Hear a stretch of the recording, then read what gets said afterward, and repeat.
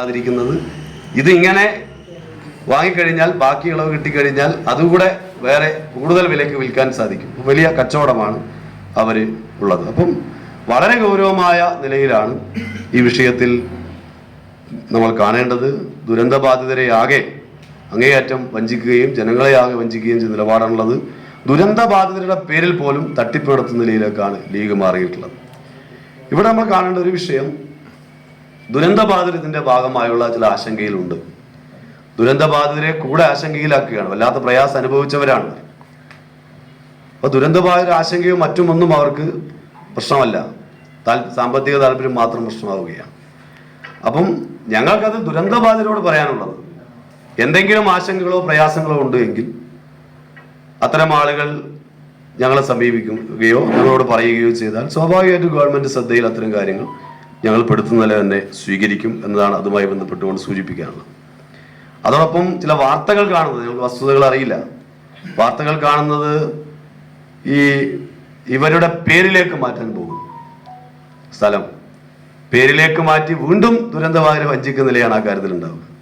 കാരണം ഈ ഭൂമി അവർക്ക് വീട് നിർമ്മാണ പ്രവർത്തനം ഈ നിലവിലെ സാഹചര്യത്തിൽ ഉപയോഗിക്കാൻ വേണ്ടി കഴിയില്ല. നിർമ്മാണ പ്രവർത്തനം കൂടെ പൂർത്തീകരിച്ചുകൊണ്ട് അവരെ പേരിലേക്ക് ആക്കുകയാണ് യഥാർത്ഥത്തിൽ വേണ്ടത്. അല്ലെ പിന്നെ ആദ്യമേ അവരെ പേരിലേക്ക് ആക്കായിരുന്നല്ലോ, നേരത്തെ അവരെ പേരിലേക്ക് ആക്കായിരുന്നല്ലോ. ഒരുപാട് പണം അതിനും ചിലവഴിക്കണമല്ലോ. വീണ്ടും രജിസ്റ്റർ ചെയ്യുമ്പോൾ ഒക്കെ പണം ഉൾപ്പെടെ ഒരുപാട് ചിലവഴിക്കണം. ഇതെല്ലാം ജനങ്ങളിൽ നിന്ന് ശേഖരിച്ച പണമാണ്. അപ്പോൾ ആ നിലയിൽ ആണതുമായി ബന്ധപ്പെട്ടുകൊണ്ട് സൂചിപ്പിക്കുകയാണത്. അതോടൊപ്പം തന്നെ ഇപ്പോ കേരളത്തിലെ ഗവൺമെന്റ് ടൗൺഷിപ്പുമായി ബന്ധപ്പെട്ടുകൊണ്ട് വളരെ മാതൃകാപരമായ പ്രവർത്തനം നടത്തിക്കൊണ്ട് മുന്നോട്ട് പോവുകയാണ്. മാതൃകാ വീടിന്റെ നിർമ്മാണം പൂർത്തീകരിച്ചു, മറ്റ് വീടുകൾ അടിയന്തരമായി പൂർത്തീകരിച്ച് മുന്നോട്ട് പോകാനുള്ള പ്രവർത്തനങ്ങൾ സംഘടിപ്പിക്കുകയാണ്. ഈ ഘട്ടത്തിൽ ലീഗും അതുപോലെ തന്നെ കോൺഗ്രസും ഒക്കെ ഗവൺമെന്റിനെ മോശമാക്കി ചിത്രീകരിക്കാനായിരുന്നല്ലോ ഇത്രയും നാൾ ശ്രമിച്ചുകൊണ്ടിരുന്നു. ഇപ്പൊ അവരുടെ തട്ടിപ്പ് കൈയോടെ പിടിക്കപ്പെട്ടോടുകൂടി ഒന്നും പറയാൻ കഴിയാത്ത അവസ്ഥയിൽ എത്തിയിട്ടുണ്ടെങ്കിലും ആ നിലയിലാണല്ലോ അവർ ചെയ്തുകൊണ്ടിരുന്നത്. ലീഗിനൊപ്പം തന്നെ കോൺഗ്രസിന് ഭൂമി പോലും ഇതുവരെ ഏറ്റെടുക്കാൻ വേണ്ടി കഴിഞ്ഞിട്ടില്ല. അവരുടെ ആപ്പിലേക്ക് ഭാഗമായി വന്ന പൈസ കുറച്ചു ദിവസം മുമ്പ് നോക്കുമ്പോൾ ആപ്പ് പോലും പ്രവർത്തിക്കുന്നുണ്ടായിരുന്നില്ല. ഇപ്പോഴത്തെ സ്ഥിതി എന്താണെന്ന് എനിക്കറിയില്ല. അപ്പം കോൺഗ്രസ് ഇതുവരെ സ്ഥലം പോലും ഏറ്റെടുത്തിട്ടില്ല. യൂത്ത് കോൺഗ്രസിന്റെ പണം ശേഖരിച്ചതുമായി ബന്ധപ്പെട്ടുകൊണ്ട് അവരിടയിൽ തന്നെ പ്രശ്നങ്ങൾ, അവരുടെ ആളുകൾ തന്നെ പരസ്യമായി പ്രതികരിക്കുന്ന നിലയിലേക്ക് വരുന്നു. കുറെ ആളുകൾക്കെതിരെ നടപടി അങ്ങോട്ടും ഇങ്ങോട്ടും സ്വീകരിക്കേണ്ടി വരുന്നു. അപ്പൊ ഈ രൂപത്തിൽ യൂത്ത് കോൺഗ്രസിന്റെ ലീഗിന്റെ ദുരന്തബാധിതരോടുള്ള അവരുടെ വീട് നിർമ്മാണവുമായി ബന്ധപ്പെട്ടുകൊണ്ട് സ്വീകരിച്ച നിലപാട് അങ്ങേയറ്റം വഞ്ചനാപരമായ നിലപാടാണ്. ദുരന്തബാധിതരെ വിറ്റ് കാശാക്കുന്ന നിലയിലുള്ള നിലപാടാണ്. അത് അവസാനിപ്പിക്കാൻ ലീഗ് കോൺഗ്രസും ഒക്കെ തയ്യാറാകണം എന്നുള്ളതാണ് ഞങ്ങൾക്ക് പറയാനുള്ളത്. തങ്ങളുടെ സാമ്പത്തിക കാര്യത്തിന് വേണ്ടി ഉപയോഗപ്പെടുന്ന നിലയിലേക്ക് മാറുന്നത് അങ്ങേയറ്റം പ്രതിഷേധാർഹമായിട്ടുള്ള കാര്യമാണ്. ആ നിലയിൽ ലീഗ് ഇത്തരം കാര്യങ്ങൾ അടിയന്തരമായി തിരുത്തിക്കൊണ്ട് ദുരന്തബാധിതരെ വഞ്ചിക്കുന്ന നിലപാട് അവസാനിപ്പിക്കാൻ വേണ്ടി തയ്യാറാക്കണം എന്നതാണ് ഞങ്ങൾക്ക് ആവശ്യപ്പെടാനുള്ളത്.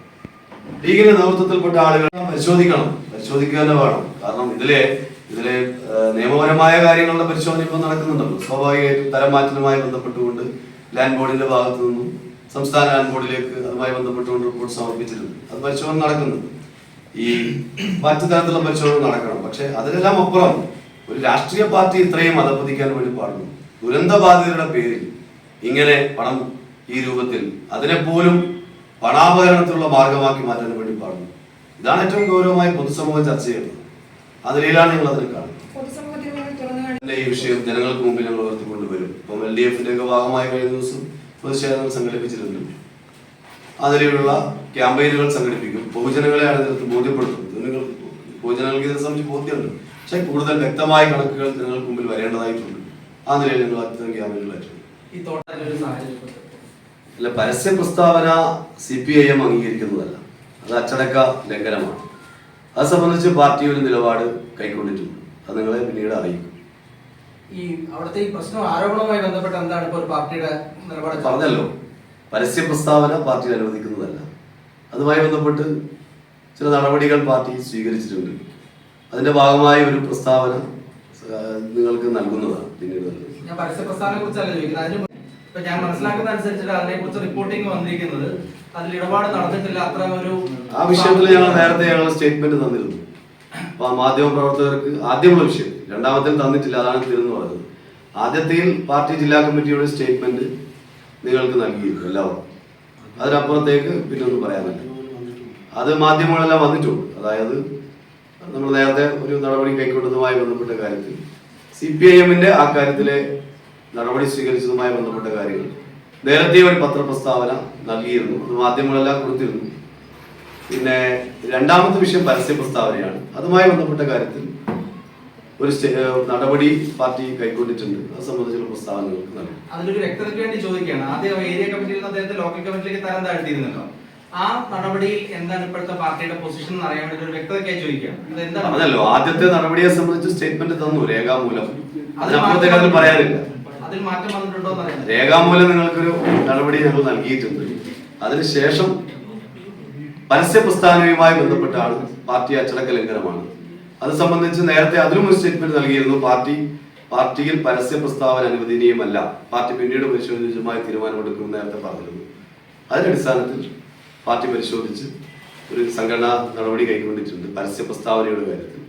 അത് പാർട്ടിയുടെ വിവിധ ഘടകങ്ങൾ റിപ്പോർട്ട് ചെയ്യേണ്ട കഴിഞ്ഞതിന് ശേഷം പത്രമാധ്യമങ്ങൾ നൽകണമെന്നാണ് ഞങ്ങൾക്ക് അടുത്ത ദിവസം നിങ്ങൾക്ക് നൽകും. പുറത്ത് പറഞ്ഞു കേൾക്കുന്നത് അദ്ദേഹം ഉൾപ്പെടെയുള്ള ആളുകളെ ബ്രാഞ്ചിലേക്ക് തരം താഴ്ത്തി എന്നാണ്. അതിന് പുറമെ ഒരു നടപടി പ്രതീക്ഷിക്കണം. അല്ല, പരസ്യ പ്രസ്താവനയുമായി ബന്ധപ്പെട്ടുകൊണ്ടുള്ള നടപടിയെ സംബന്ധിച്ച് ഇതുവരെ പാർട്ടികളോട് ആരും പറഞ്ഞിട്ടില്ല. പരസ്യ പ്രസ്താവന അച്ചടക്ക ലംഘനമാണ് എന്ന് കൃത്യമായി പറഞ്ഞിട്ടുണ്ട്. അതിൽ എന്ത് നടപടി എന്നുള്ളത് നിങ്ങളോട് പറഞ്ഞിട്ടില്ല. നിങ്ങൾ പല വാർത്തകൾ കൊടുക്കുന്നുണ്ട്, പക്ഷെ ഞങ്ങൾ പറഞ്ഞിട്ടില്ല. ഞങ്ങൾ പറയുന്നത് നിങ്ങൾക്ക് നൽകും അടുത്ത ദിവസം. അതിൽ പറഞ്ഞിരിക്കുന്ന പരസ്യ പ്രസ്താവനയിൽ പറഞ്ഞിരിക്കുന്ന വിമർശനങ്ങളെ കുറിച്ച് എന്താണ്? ഇല്ല, അതിൽ പ്രതികരിക്കും. ഓക്കെ, തൊണ്ടർനാട് പഞ്ചായത്തിലെ ഭരണസമിതി ഇടപെട്ടിട്ടുണ്ട്. അവിടെ വലിയ രൂപത്തിലുള്ള ഒരു സാമ്പത്തിക ക്രമക്കേടാണ് ജീവനക്കാരുടെ ഭാഗത്തു നിന്നും ഉണ്ടായിട്ടുള്ളത്. അതറിഞ്ഞ് 24 മണിക്കൂർ കൊണ്ട് തന്നെ അവിടെ നമ്മുടെ മുമ്പിൽ ഭരണസമിതിയുടെ മുമ്പിൽ വന്നപ്പോൾ 24 മണിക്കൂർ കൊണ്ട് തന്നെ ഭരണസമിതി യോഗം വിളിച്ചു ചേർത്തു. 4 ജീവനക്കാരെ നടപടി സ്വീകരിച്ചു. അതോടൊപ്പം തന്നെ ഇതിൻ്റെ മറ്റു കാര്യങ്ങൾ പുറത്തു കൊണ്ടുവരുന്നതിന് വേണ്ടി പോലീസിലേക്ക് പരാതി നൽകുന്നതിനുണ്ടായി. അതുപോലെ തന്നെ JPC-ക്ക് അത് അന്വേഷിക്കണം. തൊഴിലുറപ്പ് പദ്ധതിയുടെ ജില്ലാ ഓഫീസർ എന്ന നിലയിൽ അദ്ദേഹത്തോടും ഇതിൻ്റെ മറ്റു കാര്യങ്ങൾ അന്വേഷിക്കണം എന്നാവശ്യപ്പെട്ടുകൊണ്ട് കാര്യങ്ങൾ കൊടുക്കുന്നതിനുണ്ടായിട്ടുണ്ട്. കൃത്യമായി തന്നെ ആ കാര്യത്തിൽ ഈ വിഷയം പുറത്തു വന്നപ്പോൾ ഇടപെട്ടിട്ടുണ്ട്. കുറ്റക്കാരായ മുഴുവൻ ആളുകളെയും ഇതിൻ്റെ ഭാഗമായി പരിശോധനയുടെ ഭാഗമായി ശിക്ഷിക്കപ്പെടണം എന്ന് തന്നെയാണ് CPIM-ന്റെ അതിലുള്ള കൃത്യമായ അഭിപ്രായം. സീറ്റ് CPIM-നാണ് 15, 6 സീറ്റ് UDF-നാണ്, 2 സീറ്റ് BJP-ക്കാണ്. അതുകൊണ്ട് വലിയ രൂപത്തിൽ ഭൂരിപക്ഷത്തിലുള്ളൊരു ഭരണമല്ല അവിടെ. യഥാർത്ഥത്തിൽ BJP-ക്ക് 2ഉം UDF-ന് 6ഉമാണ്. അപ്പോൾ ആ നിലയിൽ പ്രതിപക്ഷ പാർട്ടികളാണ് ഭൂരിപക്ഷമാണ് സത്യത്തിൽ. മറ്റൊരു കാര്യം, ഈ തീരുമാനങ്ങളെല്ലാം എടുത്തിട്ടുള്ളത് ഈ തൊഴിലുറപ്പ് പദ്ധതിയുമായി ബന്ധപ്പെട്ട പദ്ധതി നടത്തിപ്പോയ എല്ലാ തീരുമാനം എടുത്തത് ഐക്യകണ്ഠേനയാണ്. ഭരണസമിതി ഐക്യകണ്ഠേന എടുത്ത തീരുമാനങ്ങളാണ്. വികസനകാര്യ സ്റ്റാൻഡിംഗ് കമ്മിറ്റിയിലാണ് ഇത്തരം പദ്ധതികളുടെ ചുമതലയുള്ളത്, അതും UDF-ആണ്. ഇതെല്ലാവരും കൂടെ ഒന്നിച്ചെടുത്ത ഒരു തീരുമാനമാണ്. ഇതിലെ ക്രമക്കേട് ആ നിലയിൽ ശ്രദ്ധയിൽപ്പെട്ടില്ല. ശ്രദ്ധയിൽപ്പെട്ട ഉടനെ തന്നെ കൃത്യമായ നടപടികൾ സ്വീകരിക്കാൻ വേണ്ടി തയ്യാറായിട്ടുണ്ട്. ആരും ഇതിൽ തെറ്റുകാരായ ആരും ഇതിൽ രക്ഷപ്പെടരുത് എന്ന് തന്നെയാണ് CPM-ന്റെ അഭിപ്രായം.